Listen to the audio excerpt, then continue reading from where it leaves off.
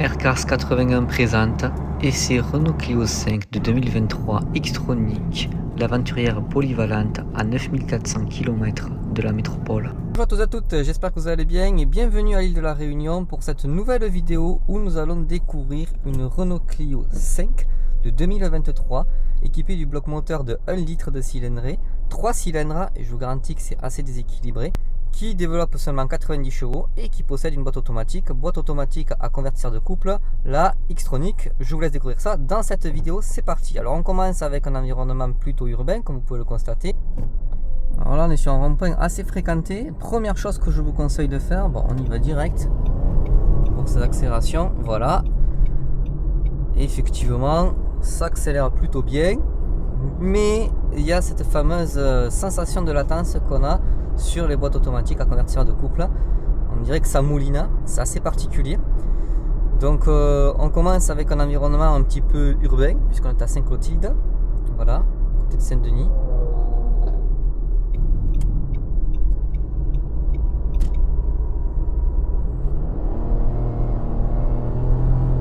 Par contre, comme vous pouvez le voir là, pour une relance comme je viens de lui demander, eh bien il y a eu du pin au moment où c'est que j'accélérais pour lui demander de relancer vraiment. Donc il va falloir anticiper cette variable là. Alors pour les questions de droit d'auteur, je vais éviter de mettre de la musique en conduisant. Donc la voiture dans un environnement où c'est qu'il y a pas mal de véhicules autour est plutôt à l'aise. Les visibilités latérales, périphériques, tout ça sont très bien.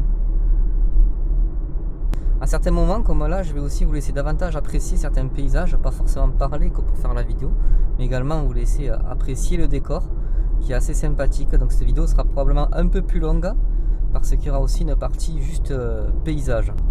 Alors la sonorisation est plutôt agréable, vraiment, c'est ni trop ni pas assez, on entend quand même les bruits autour, mais en même temps on se sent dans une certaine bulle en fait, c'est agréable. Par contre, vraiment désactiver le start and stop, là vous voyez on est arrêté, c'est important parce que bon, encore sur un feu c'est pas trop grave, mais sur un rond-point par exemple c'est vraiment embêtant si vous voulez faire une relance un petit peu vive et que vous avez le start and stop qui vient vous parasiter, vous faire perdre quelques précieuses millièmes de seconde qui des fois peuvent donner lieu à un coup de klaxon et à dire ah pourquoi il est passé lui, les palmiers sur les côtés et tout, c'est vraiment stylé de fou. C'est bien limité à 70, ça y est on passe sur 90. Alors le 0 à 100 je marquerai juste oui, voilà. C'est pas une foudre de guerre. Ah, c'est magnifique. C'est juste dommage qu'il fasse pas soleil, vraiment. J'espère que vous ça vous plaît aussi. Je suis un peu dégoûté que les contrastes ne ressortent pas assez par manque d'ensoleillement en fait. Alors qu'à métropole il croule sous la canicule et sous le soleil de plomb. Alors là je vais laisser apprécier cette partie là qui est vraiment sympathique. Donc là on est au dessus de l'eau si je ne me trompe pas, ou pas encore, si on y est, voilà, c'est très beau. Regardez comme c'est beau, c'est magnifique. On est sur l'eau là techniquement, on a la mer, l'océan pardon, l'océan Indien en dessous de nous. On est sur l'océan Indien. 110.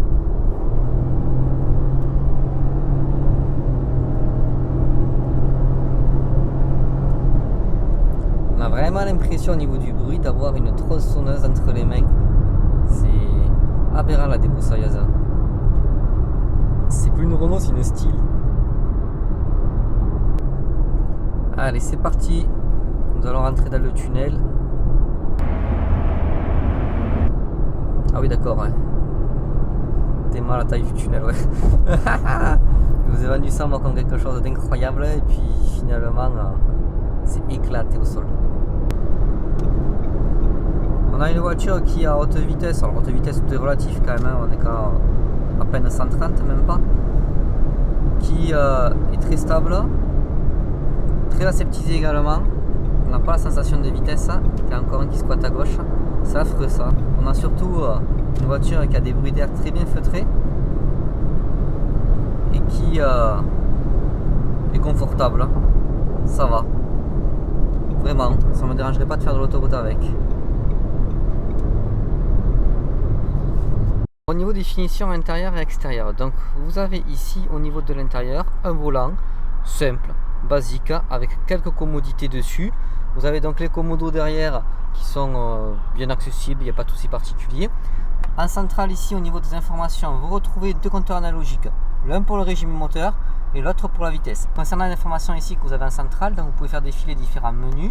Voilà, et dans chaque menu, vous pouvez également avoir plusieurs informations différentes. Donc, par exemple, ici c'est la consommation, mais on peut aussi avoir les distances, etc., etc., ou la vitesse. Là, par exemple, on a de nouveau la consommation, mais également une feuille de je sais pas quoi conduite. Et ça, c'est la partie puissance. Voilà, quand vous voyez, j'accélère à vide, ça montait quand même un petit peu. Voilà. Ensuite, ici, vous retrouvez une console centrale reprenant le CarPlay. Donc ici vous avez Apple CarPlay ou bien Android Auto également, comme vous voulez. Vous descendez un petit peu et vous retrouvez ici donc différents boutons, par exemple les warnings, la fermeture centralisée, écho je sais pas quoi, et le start and stop que je vous conseille de désactiver. Donc ici vous retrouvez la gestion de l'air conditionné avec la direction du flux d'air, son intensité de soufflage, plus ou moins fort au niveau de la vitesse de ventilation.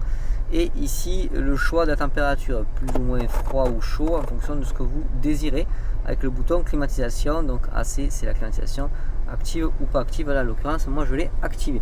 Ici vous retrouvez deux prises USB, une auxiliaire, un allume-cigare et enfin la boîte automatique. Donc park, reverse, neutre, drive et low. Alors low c'est pour optimiser le couple ou à des endroits où c'est que vous avez une faible adhérence. Donc ici on n'est pas sur une boîte de vitesse conventionnelle, on n'a pas comme sur une double embrayage comme ça pourrait être le cas avec une DSG, quelque chose qui, ou la EDC de chez Renault, quelque chose qui va passer les vitesses très rapidement et qui d'ailleurs sur le double embrayage va présélectionner un rapport au préalable. Non, là on n'est pas du tout sur ça, on est sur une boîte à convertisseur de couple. Ah oui, c'est une boîte un petit peu particulière, c'est la boîte CVT Xtronic. Donc c'est un système totalement différent. Donc ensuite là vous avez le mode park, vous sélectionnez ce que vous voulez mettre, par exemple en drive. Voilà, là je suis en drive et là vous voyez ça s'affiche ici D, alors que si je repasse en P, j'ai ici le mode park qui s'affiche avec P. Ah oui, j'ai oublié de préciser, en parallèle de la boîte automatique vous avez un frein à main. Voilà, cette voiture a été très bien pensée niveau habitabilité, franchement c'est plus que confortable et c'est très spacieux. Vraiment, ils ont réussi à faire d'un petit espace quelque chose de grand.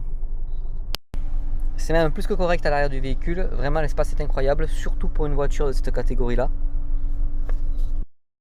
Concernant l'ouverture du coffre, il faut appuyer dessous, là, et ensuite venir chercher ici. Donc, c'est pas très intuitif par contre.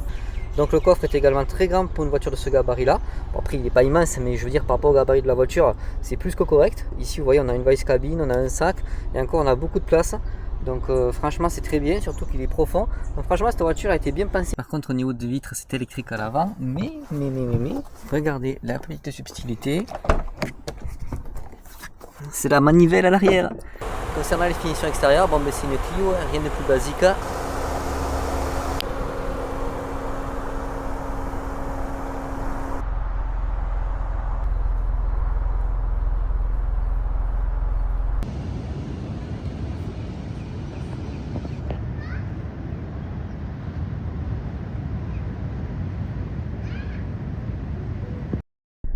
Bien, je suis au parking de la Grande Anse et vous allez voir que pour sortir c'est pas très compliqué, il suffit donc de demander au radar de recul, de vérifier les angles morts qui sont assez explicites sauf celui arrière à gauche qui est un peu plus délicat. Le monsieur là je l'ai vu un peu tard, voilà, et ensuite il vous suffit de rouler quoi. Et donc là on quitte le parking de la Grande Anse qui est très très joli comme lieu. Vraiment un endroit très sympathique.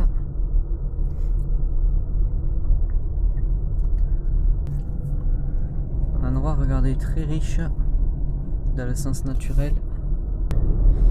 Alors sur les petites routes, comme vous pouvez le voir ici, la voiture se place assez sainement, il n'y a pas trop de soucis. Par contre la boîte de vitesse elle est vraiment très particulière. C'est vraiment pas agréable.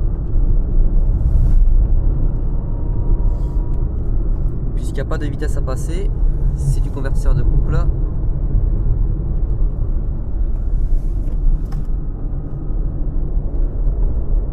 La direction est assez précise, la voiture ne prend pas trop de roulis. Allez, nous attaquons la route qui mène à Cilaos. Voilà, pour l'instant ça monte pas du tout. Ça commence à peine. On est vraiment au pied des montagnes, c'est magnifique. Et ce que je vais faire, c'est que je la passerai en mode L bientôt, de façon à optimiser le régime moteur dès que ça commence à monter un petit peu. Qu'est-ce que c'est beau. Waouh, c'est impressionnant. Voilà, on va passer sur un petit pont. Waouh, je vous laisse découvrir les paysages. C'est une vidéo dans laquelle il y aura autant de parties paysages que découverte de la voiture. Regardez-moi ça comme c'est beau.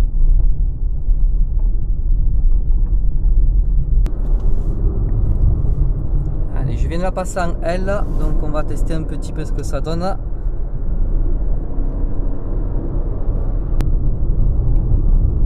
Wow, c'est magnifique, hein.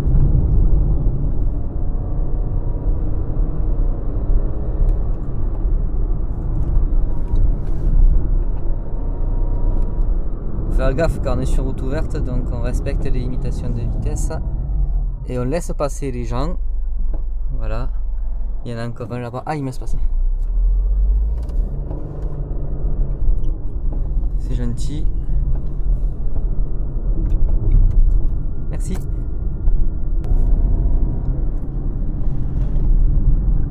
En niveau consommation, par contre, je pense que 3 pattes, il doit bouffer. Ça se voit un petit peu.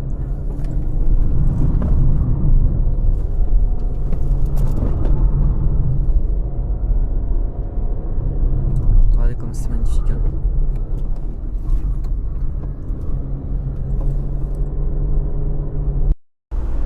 Bon alors, petit retour d'expérience cette voiture sur la montée, parce que c'est quand même un petit peu différent de la descente, on verra en descente demain. Voilà, c'est une voiture qui a un châssis bien équilibré, suspension un peu souple, mais le roulis est quand même globalement bien maîtrisé, ça va, c'est pas trop problématique. En parallèle de ça, par contre, le moteur, lui, il est un peu creux, forcément c'est un 3 cylindres, et ça rame, et ça rame, et ça rame, vraiment. Ça manque aussi cruellement de puissance, ce qui est dommage sur des routes comme ça. Voilà, on aurait apprécié un moteur plus puissant, minimum en 4 cylindres, avec une vraie boîte automatique, pas une convertisseur de couple, quelque chose comme la EDC de chez Renault, puisqu'ils ont également la EDC, ça aurait été vraiment sympathique. Voilà les paysages incroyables qu'on peut avoir ici. Oh là là, il n'y a pas de relance, c'est horrible. On fait très attention ici aux ornières. Il n'y a pas intérêt à prendre trop les trajectoires, parce que sinon, vous la posez la voiture. Elle est piégeuse de la route pour ça.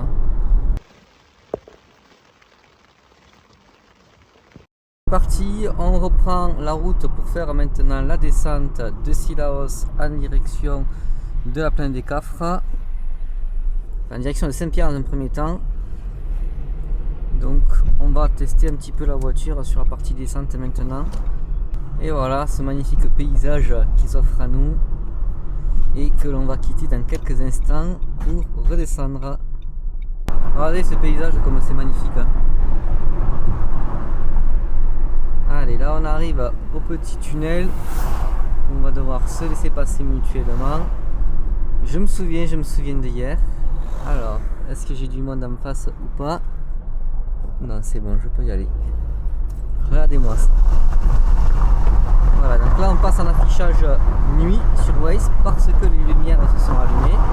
Vous allez voir que quand on va repasser à la partie jour et que du coup les lumières vont s'éteindre, ça va repasser en affichage jour. Regardez-moi ça. Voilà, ça y est. Vous avez vu, c'est stylé de fou, hein. Allez, on va attaquer quelques petites courbes, donc on va pouvoir augmenter un tout petit peu le rythme pour tester la voiture.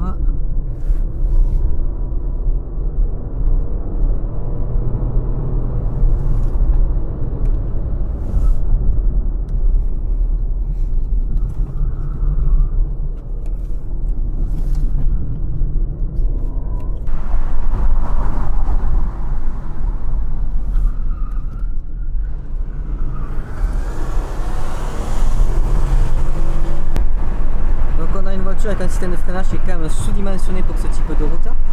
On a un châssis qui est là, qui est présent, mais des suspensions un peu trop souples à mon goût, ce qui fait que la voiture a tendance quand même à rebondir un petit peu et avoir un peu de lag. La direction est précise, ça va, c'est sympathique, et c'est propre. La puissance en descente est suffisante pour rouler convenablement, sans sportivité toutefois. Néanmoins en montée c'est quand même assez lent, assez mou, ça manque cruellement de puissance sur la montée.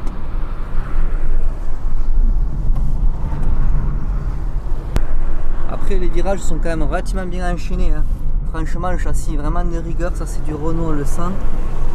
Les suspensions sont calibrées par contre effectivement pour un compromis, un équilibre entre un confort en situation urbaine et quand même une certaine polyvalence en extra-urbain. Donc du coup elles sont pas sportives, il y a un peu de pin, ça tangue un peu, mais ça va, c'est pas non plus affolant.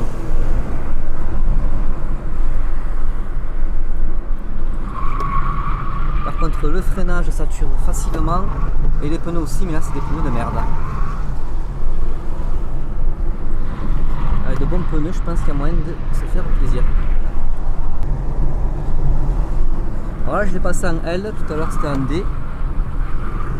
Le comportement est un petit peu différent. Le frein moteur est davantage présent, mais ça reste très limité quand même. Et je fais gaffe parce que là depuis tout à l'heure les freins sont quand même chauds. Alors les pneus ils y vont là. Ouais, le mode L est quand même beaucoup plus adapté à un usage de frein moteur, hein. D'ailleurs c'est optimisé dans un sens comme dans l'autre. Et donc là il trouve quand même davantage son potentiel. Je fatigue beaucoup moins le frein.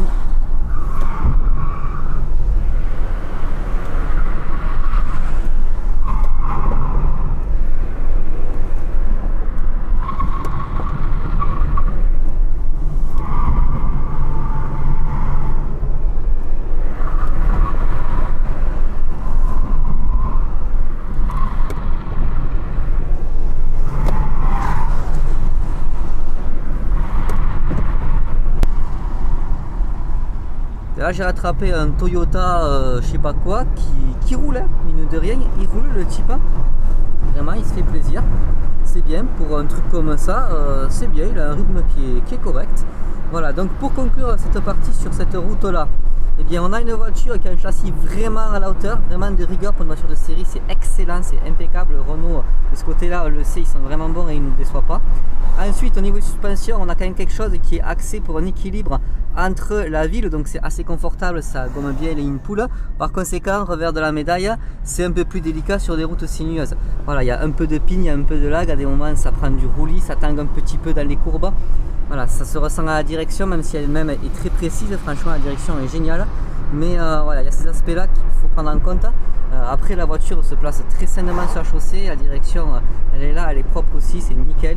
Il n'y a que les suspensions qui sont calibrées pour un compromis, à la fois entre le confort urbain et la polyvalence sur route extra-urbaine, dont route sinueuse, car c'est pas du tout catastrophique, hein. C'est juste qu'effectivement on voit qu'ils ont voulu vraiment mettre l'accent sur le compromis, aller chercher le meilleur équilibre possible pour à la fois avoir du confort en ville sans pour autant sacrifier la tenue de route, bien entendu, sur des routes comme ça, et ça se ressent. Par contre après effectivement au niveau des relances, dès que ça monte un peu c'est compliqué. Voilà, son gros point négatif c'est le manque de puissance qui est quand même assez contraignant, vraiment on va pas se mentir. C'est un 3 cylindres, c'est creux, il n'y a pas de relance, il n'y a pas de puissance, il n'y a pas de couple, il n'y a rien du tout. Donc c'est assez particulier. Et enfin l'autre particularité également à prendre en compte, au-delà de ce manque cruel de puissance et de couple moteur, on a également la boîte en CVT, convertisseur de couple, qui est très particulière. Voilà, faut s'y faire, c'est très particulier, il n'y a pas de passage de vitesse, puisqu'il n'y a pas de vitesse à proprement dit, c'est une convertisseur de couple. Donc ça mouline en permanence et en montée c'est assez particulier. Voilà pour le compte rendu de ce véhicule là sur les routes sinueuses.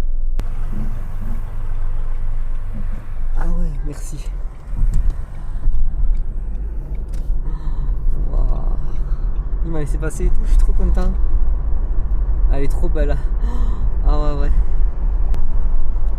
Bon mais les gens, c'est parti pour le trajet retour en direction de Saint-Denis par la plaine des Cafres pour rendre la voiture. Donc ça va être le moment de faire un petit bilan, une petite conclusion concernant ce véhicule. Ah c'est 50, premier fichier 70. Alors tiens, justement avant de rentrer dans la conclusion proprement dite, faut pas du tout se fier à l'analyse des panneaux, enfin au système de la voiture pour la vitesse limite. Ça se trompe souvent, là ça m'a affiché une zone 70 en zone 50, donc je me suis retrouvé un peu au-dessus de la limitation. D'autres fois c'est l'inverse, d'autres fois ça va afficher une zone 50, 70, en zone 110 par exemple. C'est pas mal quoi. Voilà, c'est pas mal.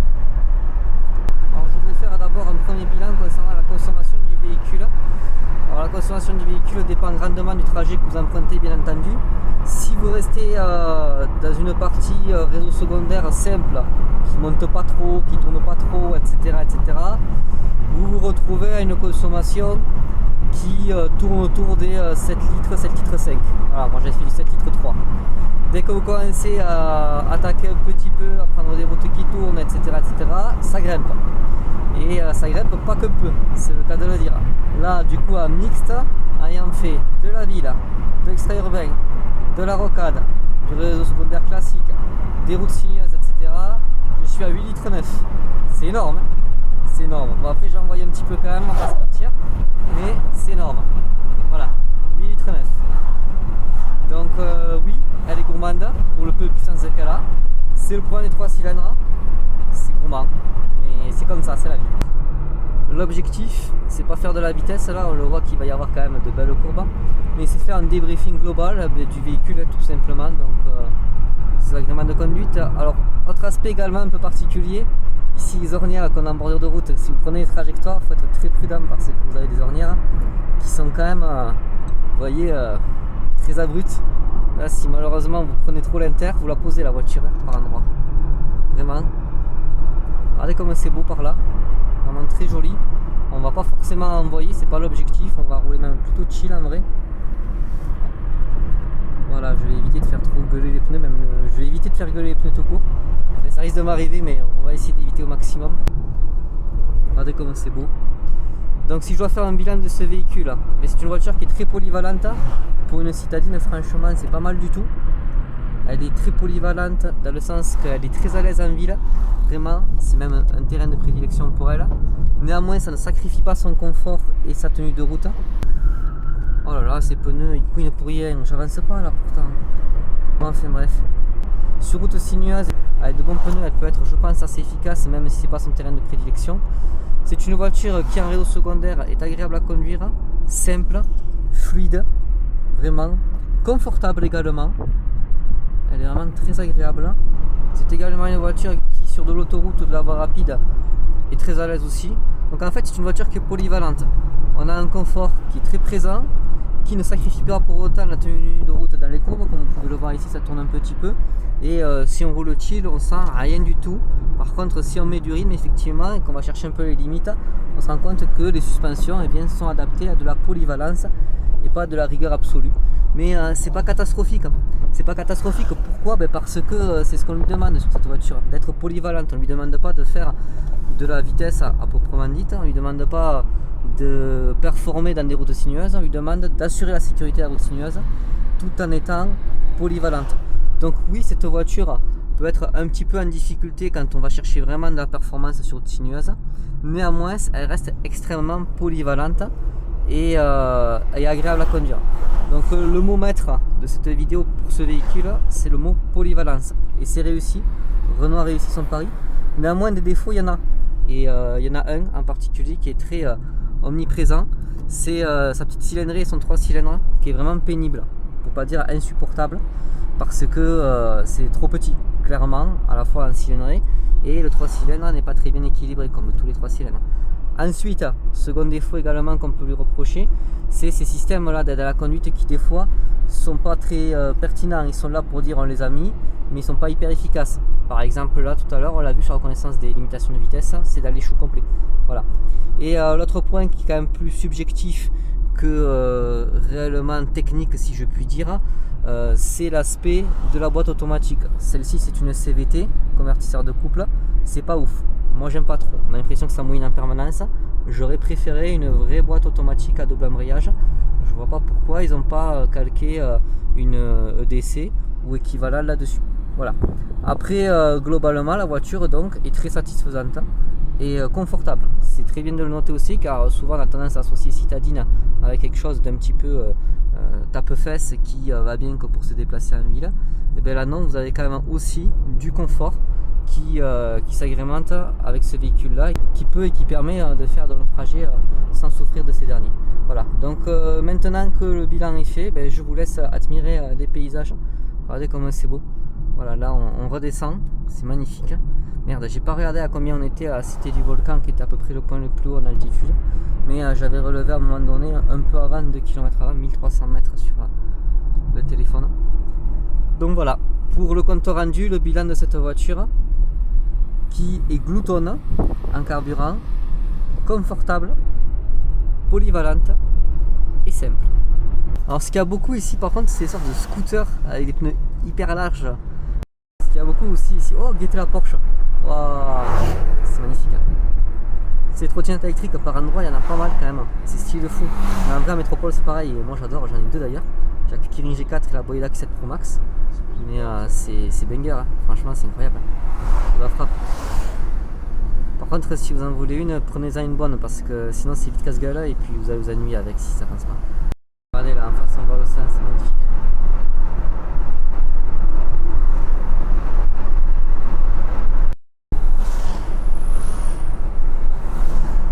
Voilà, la vidéo touche à sa fin, on est de nouveau sur Rocade en direction de Saint-Denis. Merci d'avoir regardé, je vous dis à la prochaine vidéo. Et avant de finir cette vidéo, voici de très belles images du golfe de Suez prises dans l'A350 1000 de la compagnie French Bee, ainsi que le Caire et l'Égypte comme vous pouvez le constater sur ces images.